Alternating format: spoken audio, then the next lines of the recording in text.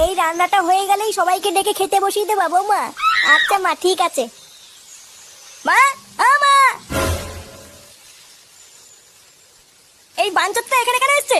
তুই কার কথা বলছিস? এই যে মাসিমা, আমার কথা বলছি গো। আপনার ছেলেটা না খুব দুষ্টু, একটু ইয়ার কিউ বোঝে না বাবা গো বাবা। হ্যাঁ গো, তুমি আমার ভাইকে গালাগালি দিলে। বাড়াটা গালাগালি দেবো না তো কি দেবো? ও বলছো তার বাল, বাড়া আমাকে ঘরে একা পেয়ে আমার প্যান্টের ভিতরে হাত ঢুকে দিয়েছে। মা গো মা, জামাই বাবু তুমি অত রেগে যাচ্ছ কেন? আমি তো তোমার শুধু একটু সাইজটা দেখছিলাম গো। সাইজ ছিল হোম বলছো তার বাল, বাড়ি গিয়ে বাবার সাইজ দেখবি যা। কি সব উল্টো পাল্টা কথা বলছিস তুই? যা বলেছি ঠিকই বলেছি। লেওরা আজকে প্যান্টের ভিতরে হাত ঢুকে দিচ্ছে, কালকে তো বলবে হালকা করে পুঙাও মেরে দাও। এই কি হয়েছে রে? এত চেঁচামেচি কিসের? দেখুন না মেশামশাই, মা গো মা, আপনার ছেলে একটু ইয়ার কিউ বোঝে না। ওটাই আর কি ছিল বাঞ্চুদ? দেখেছেন তো কিভাবে বলছে।